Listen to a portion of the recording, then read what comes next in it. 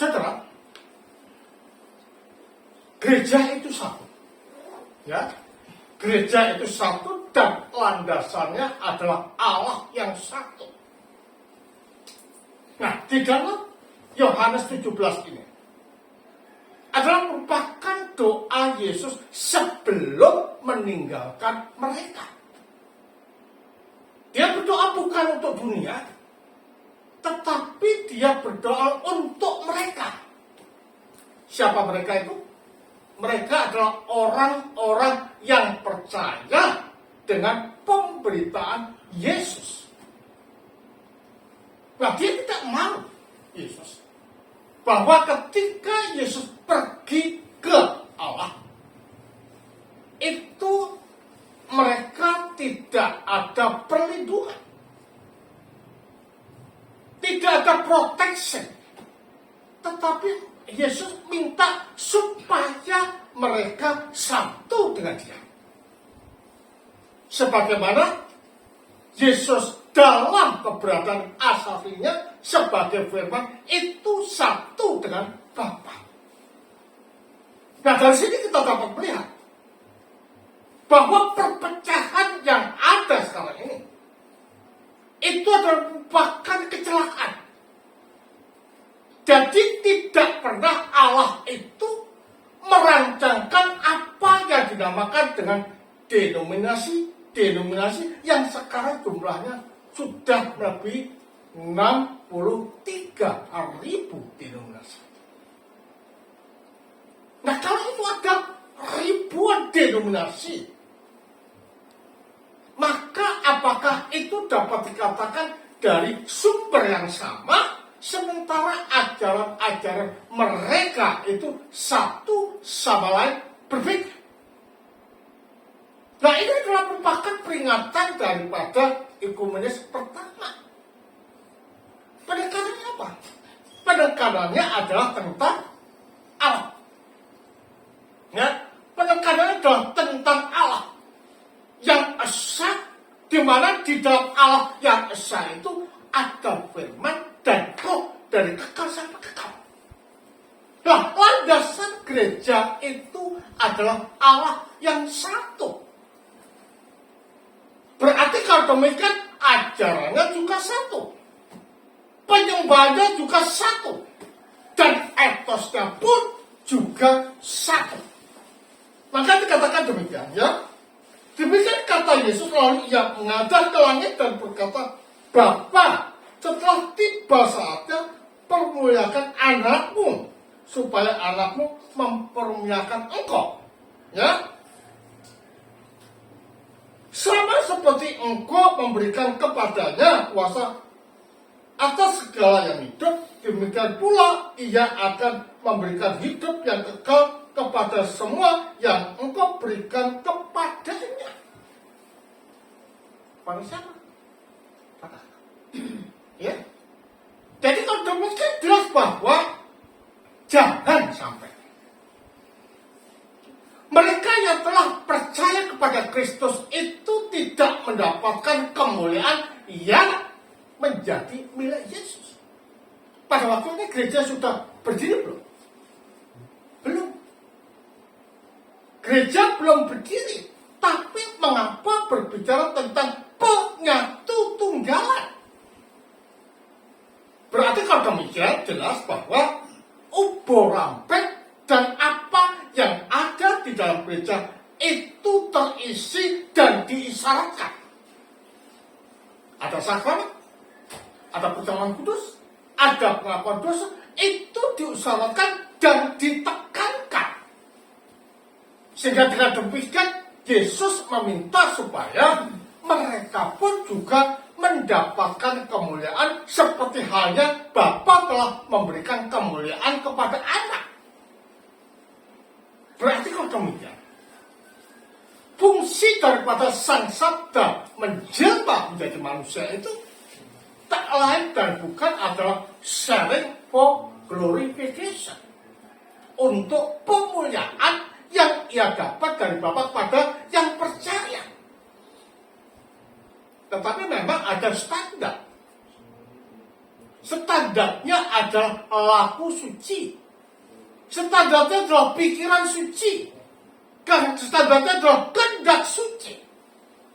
Nah dari sini tidaklah salah kalau Nilos itu menekankan bahwa ada rupa dan gambar. Artinya standar hidup manusia untuk mendapatkan teosis atau mengambil bagian di dalam kodrat ilahi. Jadi kalau demikian, kehidupan Kristen itu tidak hanya percaya tetapi ada laku di dalam hidup ini. Nah kalau orang mengatakan bahwa percaya pada Kristus pasti selamat, ini adalah bualan dan ini adalah omong kosong dan isapan jempol. Dan bagaimana dikatakan sebagai isapan jempol? Percaya pada Kristus itu selamat. Karena mereka percaya hanya didasarkan pada konsep. Ya, berdasarkan pada konsep, bukan sosok. Makanya di dalam gereja tidak pernah ada kata-kata keselamatan bisa hilang atau tidak. Tidak pernah.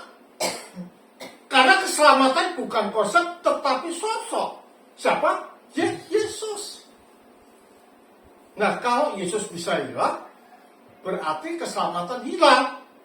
Pertanyaannya adalah apakah Yesus bisa hilang? Jawabannya dengan tegas tidak.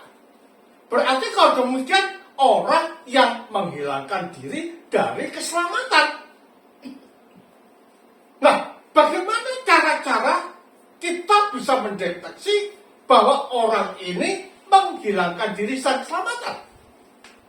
Moralnya bejat, kata-katanya bejat, sikapnya bejat, ketidaktaatan dilakukan.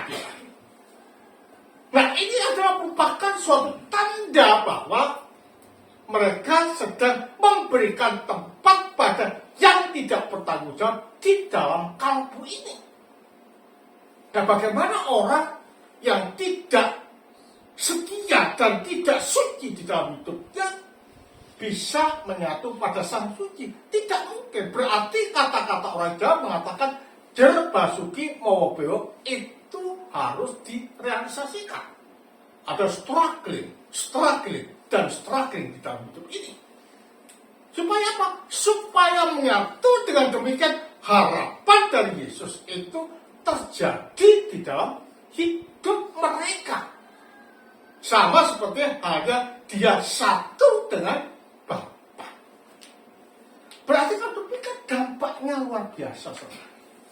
Ya, ketika kita dibaptis bukan hanya menyatu dengan Kristus, tetapi menyatu dengan Roh dan juga Bapa, karena pada waktu Sang Sabda itu menjelma, seperti halnya dikatakan dalam Kolose 2 ayat 9 di sana, bahwa di dalam kemanusiaan Yesus kepenuhan Allah itu tinggal.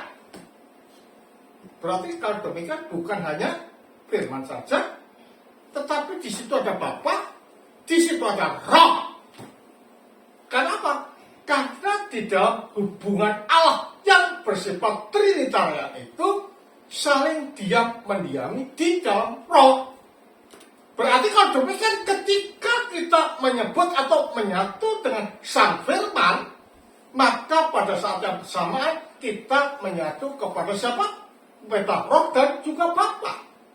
Nah itulah penekanan dari para bapak gereja ketika berbicara hubungannya manusia dengan Allah melalui gereja di dalam sakramen. Jadi kalau demikian, kita harus paham di sini. Konsili pertama ini adalah berbicara tentang Allah. Ya, berbicara tentang Allah. Dan ini harus kita tekankan di sini. Ya, karena aku telah memuliakan engkau di bumi dengan jalan menyelesaikan pekerjaan yang engkau berikan kepadaku untuk melakukannya. Oleh sebab itu, ya Bapa, permuliakanlah aku padamu sendiri dengan kemuliaan yang kau miliki di hadiratmu sebelum dunia ada. Ya kan? Jadi tujuannya adalah manusia yang percaya kepada Kristus itu mengalami dan mengambil bagian di dalam kodrat ilahi sebagaimana dikatakan di dalam 2 Petrus 1:4. Itu adalah goal daripada manusia diciptakan oleh Allah. Nah, dengan demikian segala kebejatan, segala amoralitas yang ada di dalam kehidupan kita ini itu tidak pernah diciptakan oleh Allah, tetapi itu muncul dan ada di dalam diri kita karena kita menggunakan kehendak bebas secara salah.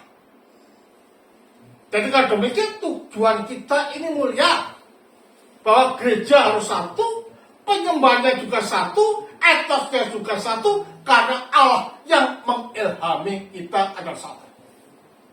Dasar inilah saudara, perpecahan itu seharusnya tidak ada. Tetapi memang tidak pernah pecah.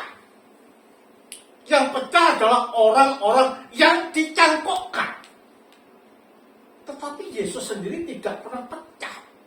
Ketika terjadi konflik, di mana di Korintus golongan Kefas, golongan Apolos dan lain sebagainya, apakah Kristus terbagi-bagi? Tidak. Ya, mereka yang dicangkokkan inilah yang regejekan, tetapi isi dan intisari dari gereja itu tetap satu dan sama. Pada dasarnya inilah saudara, kami juga menginginkan di gereja kita ini satu visi, satu misi, satu langkah untuk membesarkan gereja di Jawa Timur. Sehingga dengan demikian kita akan mungkin kita akan berdiri dan kita akan maju bersama-sama untuk mengembangkan misi dan visi ini di gereja. Karena itu mari kita giat di dalam mengobarkan misi kita ini sehingga gereja kita menjadi besar dalam waktu dekat. Karena saya yakin kan gereja kita ini sudah mulai diminati banyak orang. Percaya atau tidak? Itu sedang diminati dan banyak orang yang tanya pada Romo dan kami akan banyak tunda berobat.